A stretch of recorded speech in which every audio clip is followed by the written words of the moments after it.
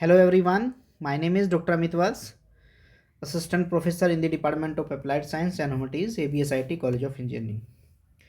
Students, this is lecture number 33B, यानी ये 33 का दूसरा पार्ट है। इससे पहली वीडियो में हमने एरर को समझा। इस लेक्चर में हम अप्रोक्सीमेशन को समझेंगे। Approximation is the approximate value of the expression can be determine, यानी किसी एक्सप्रेशन से जो हम अप्रोक्सीमेट वैल्यू निकालते हैं उसी को हम अप्रोक्सीमेशन कह रहे हैं। तो हमारे पास इसका एक वर्किंग रूल है, कैसे उसको कैलकुलेट किया जाता है, कैसे डिटरमाइन किया जाता है। एक बार उसके वर्किंग रूल को समझते हैं, फिर एक क्वेश्चन एक एग्जाम्पल पर उसको अप्लाई करेंगे। तो वर्किंग रूल में स्टेप नंबर 1, सबसे पहले आपको क्या करना है, round of each term of its nearest integer, यानी आपको कुछ वैल्यू जिसकी वैल्यू आपको कैलकुलेट करना है। मान लीजिए कि आपको वैल्यू दी गई है 1.23 की, तो 1.23 को नियरेस्ट इंटीजर के रूप में हम पहले कंसीडर करेंगे। नियरेस्ट इंटीजर उसका 1 हो जाएगा। अगर मान लीजिए 1.99 है तो 1.99 का जो नियरेस्ट इंटीजर होता है, चूंकि वो 2 हो जाता है, तो उसे हम 2 में कंसीडर करेंगे। तो सबसे पहले आपको क्या करना है, round of each of term nearest integer, यानी जितने भी आपकी टर्म्स दी गई हैं सभी को नियरेस्ट इंटीजर के रूप में राउंड ऑफ करेंगे। उसके बाद जो भी आपका एक्सप्रेशन दिया गया है वो एक्सप्रेशन आपका 1 इंडिपेंडेंट वेरिएबल के साथ हो सकता है, u equals to F of X, या तो फिर 2 इंडिपेंडेंट वेरिएबल के साथ हो सकता है, या 2 से ज़्यादा भी इंडिपेंडेंट वेरिएबल हो सकते हैं। May be consider u equals to F of X is the function of 1 independent variable, जैसा कि आपने 12th क्लास में भी ये अप्रोक्सीमेशन पढ़ा। वहाँ पे जो अप्रोक्सीमेशन आप पढ़ रहे थे वो केवल 1 इंडिपेंडेंट वेरिएबल के लिए था, लेकिन यहाँ पर हम 2 इंडिपेंडेंट वेरिएबल और 2 से ज़्यादा सेवरल वेरिएबल के लिए भी अप्रोक्सीमेशन को कैलकुलेट करेंगे। स्टेप नंबर 3 में क्या करना है, substitute the approximate value as the variable, यानी जो भी अप्रोक्सीमेट वैल्यू आएंगी उनकी जगह पे as a variable X Y Z को रिड्यूस करेंगे, यानी हम सब्स्टिट्यूट कर देंगे उसकी जगह पे जो भी अप्रोक्सीमेट वैल्यू हैं उनको वेरिएबल की फॉर्म में, यानी एक्स वाई जेड की फॉर्म में उनको सब्स्टिट्यूट किया जाएगा। Find the difference between original value और अप्रोक्सीमेट वैल्यू, यानी जो एस्टिमेट की है आपने।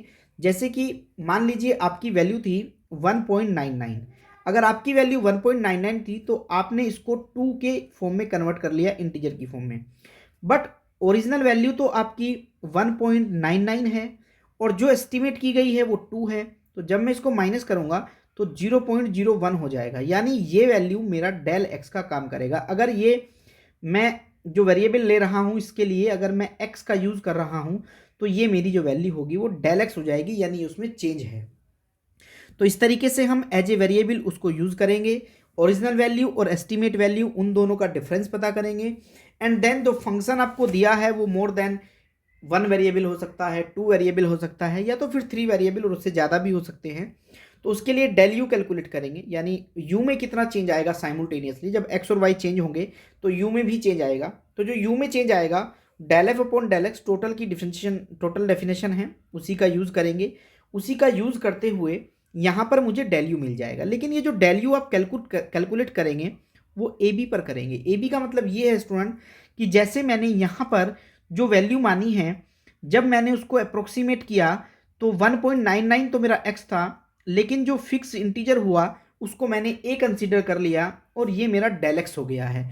इसी तरीके से दूसरा वेरिएबल जो वाई होगा उसके लिए जो भी ओरिजिनल वैल्यू बन के आएगी उसे मैं वाई कह रहा हूँ, बट एस्टिमेट करने के बाद जो वैल्यू बनेगी उसे मैं बी कह रहा हूँ, और उन दोनों का जो डिफरेंस है उसे डेल वाई कह रहा हूँ। तो इस तरीके से हम del X del Y del Z जो भी वेरिएबल आएंगे उन सबको कंसीडर करेंगे, ए और बी को कंसीडर करेंगे, और उसके बाद ही हम डेल यू कैलकुलेट करेंगे ए बी पॉइंट पर।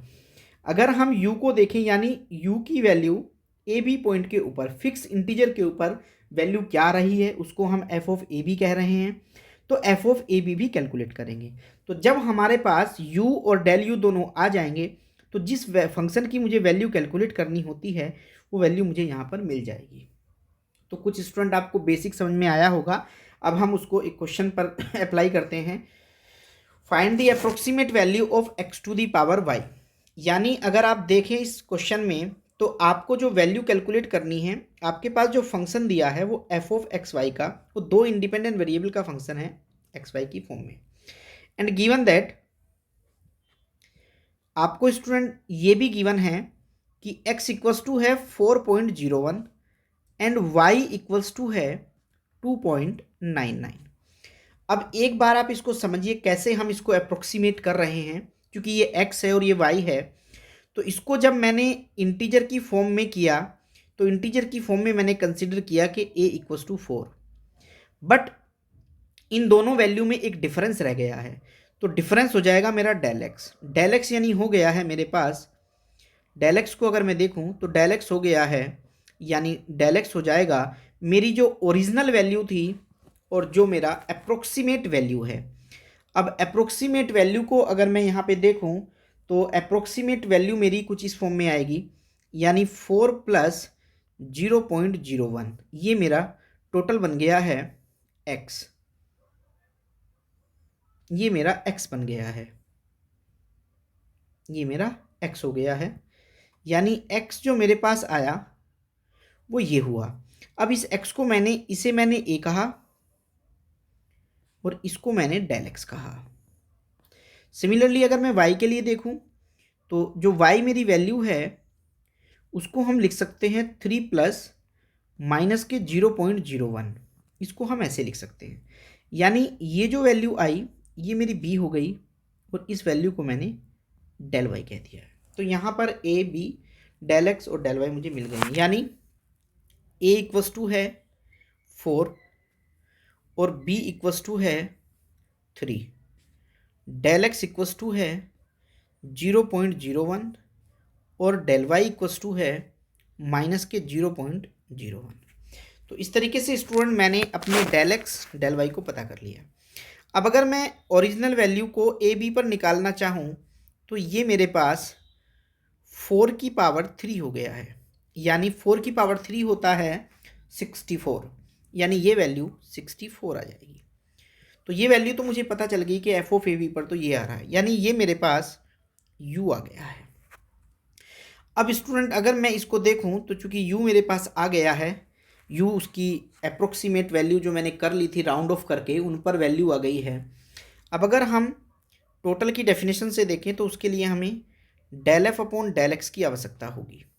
Del F upon del x यानी जब मैं डिफरेंशिएशन करूंगा f का विद रिस्पेक्ट टू x तो y एज ए कांस्टेंट, तो y x to the power y minus 1 हो जाएगा। अगर हम del F upon del y देखें तो del F upon del y होगा x to the power y into log x, value आ गई है। अगर हम del F upon del x की वैल्यू उस पॉइंट पर देखें, चूँकि 4.4 एंड 3 है तो ये वैल्यू इसमें रख देते हैं। ये वैल्यू जैसे ही हमने इसके अंदर सब्स्टिट्यूट की तो इसकी वैल्यू हो जाएगी y मेरे पास 3 है इंटू 4 की पावर 2 हो जाएगी, यानी ये होगा जो वैल्यू हमारे पास यहाँ आ रही है del F upon del x की, वो वैल्यू हो जाएगी। And del F upon del Y की भी वैल्यू निकाल लेते हैं 4 और 3 पर ही, तो ये हो जाएगा 4 to the power 3 into log 4, तो इसकी भी वैल्यू हम कैलकुलेट करेंगे। तो टोटल अगर हम देखें स्टूडेंट इसे तो ध्यान से देखिएगा। अब मेरी जो डेफिनेशन होती है वो ये है del U equals to del F upon del X into del X plus del F upon del Y into del Y, ये मेरी डेफिनेशन थी। तो इसको मैं रख देता हूँ, जो भी वैल्यू आ रही हैं वो वैल्यू हैं 3 into 4 to the power 2 into 0.01 plus 4 to the power 3 into log 4 multiply by minus 0.01। तो ये मैंने कैलकुलेट कर लिया है। अब इस पूरे को मैंने कैलकुलेट करके देखा तो ये पूरी जो वैल्यू आ रही है वो 0.096 आ गई है, 0.096। 0.096 आ गई है। तो टोटल वैल्यू चूँकि इतनी है और मुझे जो कैलकुलेट करना था, मेरे पास डेल यू आ गया है, मुझे जो कैलकुलेट करना था वो F of X Y calculate करना है। अब एफ ऑफ एक्स वाई की डेफिनेशन थी यू प्लस डेल यू, यानी यू ऑलरेडी मेरे पास है, यू की वैल्यू मैं निकाल चुका हूँ 64 है, प्लस डेल यू की वैल्यू मैं निकाल चुका हूँ 0.096 है, यानी ये वैल्यू हो जाएगी 64.096। तो यानी अगर मैं इसकी वैल्यू निकालना चाहूँ तो ये वैल्यू मेरे पास कुछ इतनी आएगी। तो इस तरीके से हम इसका सही आंसर कैलकुलेट कर सकते हैं student. This is the approximation value of the function. एक और एग्जांपल लेते हैं। एक और एग्जांपल है, अगर फंक्शन मेरे पास x square Y square Z to the power 1/10 है, find the approximate value of 3 variable हैं। इससे पहले क्वेश्चन में हमने 2 इंडिपेंडेंट वेरिएबल रखे थे, यहाँ पर मेरे पास 3 इंडिपेंडेंट वेरिएबल हैं। कुछ वैल्यू दी गई हैं, उनको राउंड ऑफ कर लेते हैं। तो लेट, अगर हम देखें इस क्वेश्चन में तो हमें एक फंक्शन गिवन है F of X Y Z का, और वो फंक्शन है X square Y square Z to the power 1/10। अब x की वैल्यू हमें गिवन है 1.99, y की वैल्यू भी गिवन है 3.01 और z की वैल्यू भी गिवन है 0.92। अब अगर हम इनको अप्रोक्सीमेट करना चाहें तो अप्रोक्सीमेशन के लिए a इक्वल्स टू मेरे पास 2 हो जाएगा, और जो डेल एक्स है वो 0.01 हो जाएगा। अब दूसरा, अगर हम y को राउंड ऑफ करें तो b इक्वल्स टू 3 हो जाएगा, ये राउंड ऑफ वैल्यू है। लेकिन अगर डेल y उससे कैलकुलेट करें तो 0.01 हो जाएगा। z को कैलकुलेट करें, z को हमने इंटीजर की फॉर्म में रखा तो वो 1 हो गया, और यहीं पर डेल z को कैलकुलेट करें तो -0.08 हो गया है। तो इस तरीके से हमने ए बी सी कैलकुलेट कर लिए हैं। अब यहीं पर अगर फंक्शन की हम वैल्यू ए बी सी पर पता करना चाहें, यानी फंक्शन की वैल्यू ए बी सी पर निकालने का मतलब है कि x square Y square Z to the power जो 1/10 है उसमें हम वैल्यू रखें a equals to 2, b equals to 3 and c equals to 1। तो उसकी जब वैल्यू हम रखेंगे तो ये वैल्यू मैंने रखने के बाद निकाली तो 36 आ गई है। अब स्टूडेंट ध्यान से देखिए, क्योंकि मेरी जो डेफिनेशन है उस डेफिनेशन में मेरी जो टोटल कैलकुलेशन होती है उसको मैं ये कहता हूँ कि अगर मुझे अप्रोक्सीमेट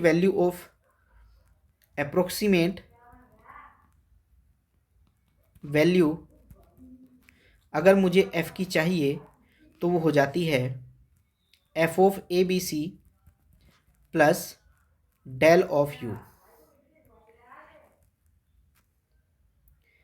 यानी वो मेरी वैल्यू हो जाती है del of f।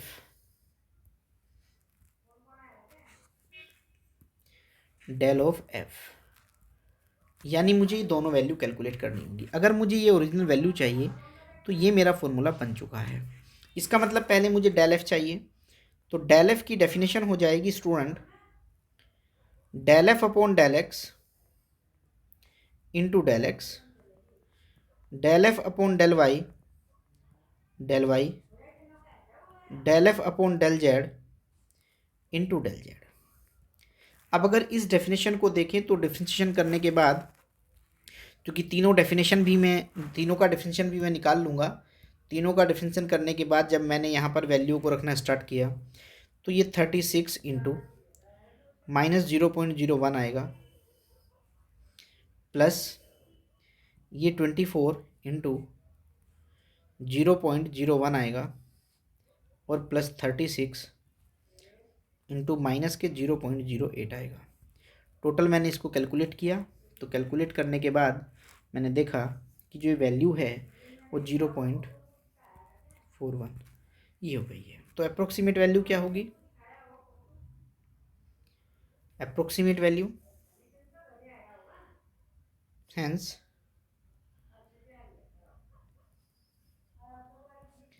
Approximate value क्या हो जाएगी फंक्शन की? अप्रोक्सीमेट वैल्यू हो जाएगी 36 माइनस, ये माइनस की वैल्यू आ रही थी, -0.41, यानी वैल्यू हो जाएगी 35.60।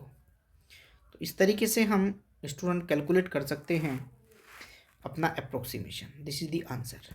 तो आपको क्या करना है स्टूडेंट, सबसे पहले नियर अबाउट इंटीजर की फॉर्म में रखना है। उसके बाद ए बी सी जब हम कैलकुलेट कर लेंगे तब del X del Y del Z निकल जाएंगे। फंक्शन का डेरिवेटिव करेंगे, टोटल का यूज़ करेंगे, टोटल डिफरेंशिएशन का, सारी वैल्यू सब्स्टिट्यूट करेंगे, डेल एफ को कैलकुलेट हो जाएगा। डेल एफ जैसे ही कैलकुलेट होगा दोनों को प्लस करेंगे तो आपको उसकी अप्रोक्सीमेट वैल्यू मिल जाती है। Thank you very much student. This is the last topic of module number 3। Next video में हम मॉड्यूल नंबर 4 को डिस्कस करेंगे। Thank you very much.